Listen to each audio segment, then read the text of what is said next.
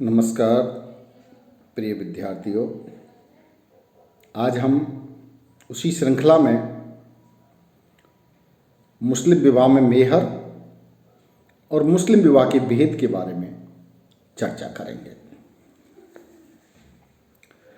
मुस्लिम विवाह में विवाह के परिणाम स्वरूप मुस्लिम स्त्री को मेहर का अधिकार प्राप्त होता है, क्योंकि यह एक दीवानी समझौता है और मेहर उसका एक आवश्यक परिणाम है। मेहर वह धन या संपत्ति है जो पति पत्नी के सम्मान में देता है। इसे कन्या का मूल नहीं कह सकते, क्योंकि इस संपत्ति पर कन्या के पिता का नहीं वरन कन्या का अधिकार होता है। मेहर के कारण ही पुरुष को स्त्री से सहवास करने का अधिकार प्राप्त होता है। मेहर की रकम विवाह के समय, विवाह से पूर्व या विवाह के बाद तय की जा सकती है। यह एक ऐसा अधिकार है जिससे पुरुष की स्वेच्छाचारिता तथा तलाक देने के अधिकार पर कुछ नियंत्रण रहता है। दहेज एवं मेहर में अंतर है। हिंदुओं में दहेज स्त्री पक्ष द्वारा पति पक्ष को दिया जाता है, जबकि मुसलमानों में मेहर पुरुष द्वारा पत्नी को दिया जाता है। दहेज देना आवश्यक नहीं है, जबकि मेहर विवाह की एक आवश्यक शर्त है। मेहर के बाद ही पति को पत्नी से वास का अधिकार प्राप्त होता है। दहेज की कोई राशि तय नहीं होती, जबकि मेहर की राशि विवाह से पूर्व और कभी कभी विवाह के बाद भी तय की जाती है। दहेज पर पति और पति के परिवारजनों का अधिकार होता है, जबकि मेहर पर शुद्ध रूप से स्त्री धन है। मेहर निम्न 4 प्रकार का होता है। इसमें पहला है निश्चित मेहर। यह वह मेहर है जो विवाह के समय या विवाह के पूर्व पति द्वारा पत्नी को दिया जाता है। यानी विवाह के समय या विवाह के पूर्व पति द्वारा पत्नी को दिया जाता है। यह रकम 500 रुपये से लेकर हजारों तक हो सकती है। दूसरा है उचित मेहर। यदि विवाह के समय मेहर तय ना हो, मतलब विवाह के समय मेहर तय नहीं हुआ हो, तो अदालत बाद में भी लड़के के पिता की आर्थिक स्थिति देखकर मेहर तय करती है। उस समय अदालत यह भी ध्यान रखती है कि पत्नी की अन्य बहनों को क्या मेहर मिला है। यह स्थिति तलाक के समय या पत्नी द्वारा मेहर की मांग की जाने पर उत्पन्न होती है। और चौथा है सत्वर मेहर। यह वह मेहर है जो विवाह से पूर्व या सहवास से पूर्व पति को चुकाना पड़ता है। एक होता है स्थगित मेहर।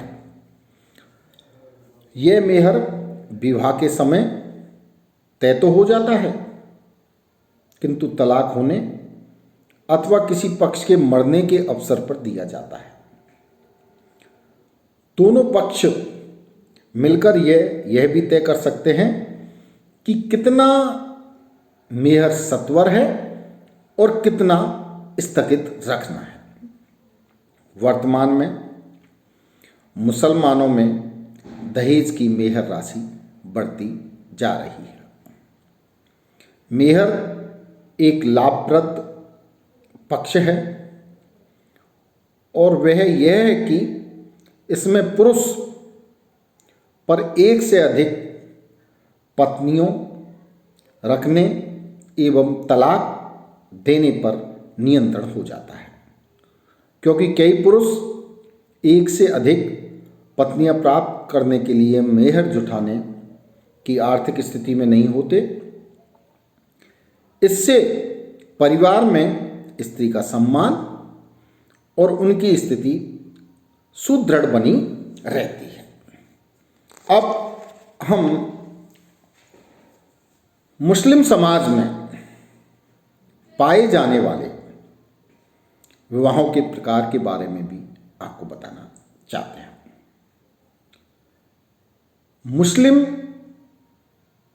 या मुसलमानों में 3 प्रकार के विवाह पाए जाते हैं। पहला है सही या वैध, दूसरा है मुता और अनियमित। अब सबसे पहले हम पहले प्रकार की चर्चा करेंगे, यानी सही विवाह किसे कहते हैं या वैध विवाह किसे कहते हैं, मुता विवाह किसे कहते हैं और अनियमित विवाह किसे कहते हैं। इन सारी चीज़ को हम एक एक करके आपको स्पष्ट करेंगे ताकि आपकी समझ में आ जाए कि मुस्लिम विवाह के भेद क्या है, यानी प्रकार क्या है, किस किस तरह के मुस्लिमों में विवाह किए जाते हैं। पहला है सही या वैध विवाह।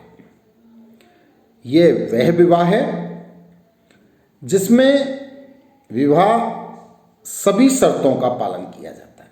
इसके अंतर्गत क्या होता है, विवाह की जितनी भी शर्तें हैं उनका पालन किया जाता है, जो स्थायी प्रकृति का होता है और जो मुस्लिम रीति रिवाजों के अनुसार संपन्न होता है। यानी मुस्लिम रीति रिवाजों के अनुसार संपन्न होता है तो इसे हम निकाह कहते हैं। दूसरा विवाह है मुताह। सुन्नियों में केवल स्थायी विवाह ही हो सकता है, किंतु शिया मुसलमानों में अस्थायी विवाह जिसे मुताह कहते हैं भी हो सकता है।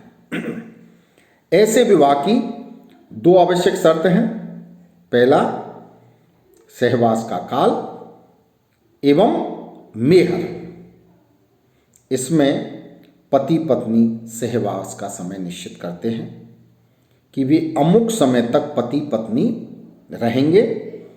एक समय, एक दिन, एक वर्ष या कुछ वर्ष भी हो सकते हैं। अवधि समाप्त होने पर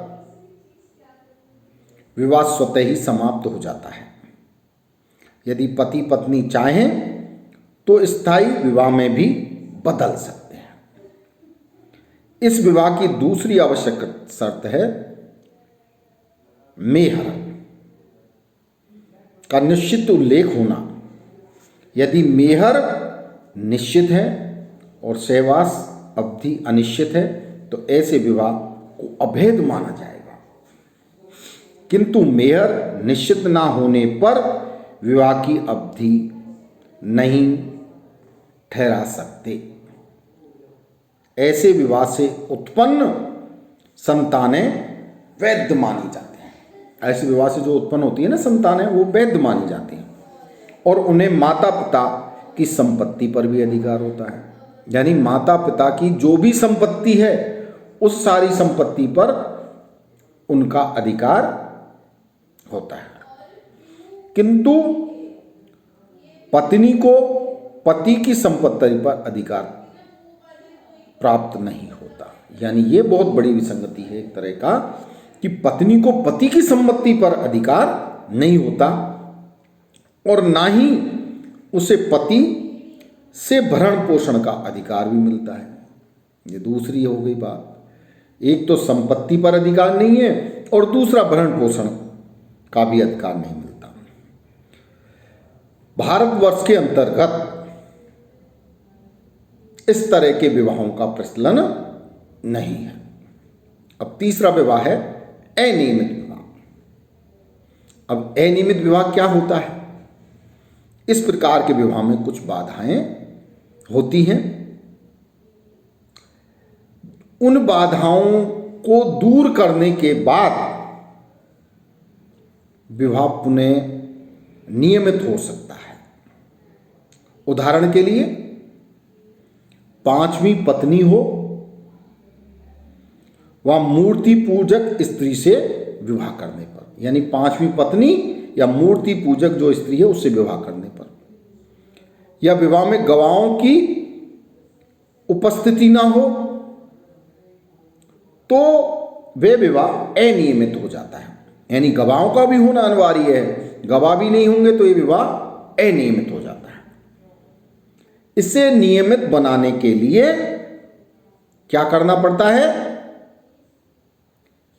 इसे नियमित बनाने के लिए यह करना पड़ता है कि 5 में से किसी एक स्त्री को तलाक दिया जाए। यानी कि 4 स्त्रियों का तो मान्य है, 4 स्त्रियों तक तो आप रख सकते हो। जैसे आपने 5वीं स्त्री से निकाह किया, आपको एक स्त्री से तलाक देना पड़ेगा। या फिर धर्म परिवर्तन कर। धर्म परिवर्तन कर अमुस्लिम स्त्री को, जो मुसलमान नहीं है और किसी धर्म की अनुयायी है, उसको मुसलमान बना जाए और विवाह के लिए गवाहों को जुटाया जाए। धन्यवाद।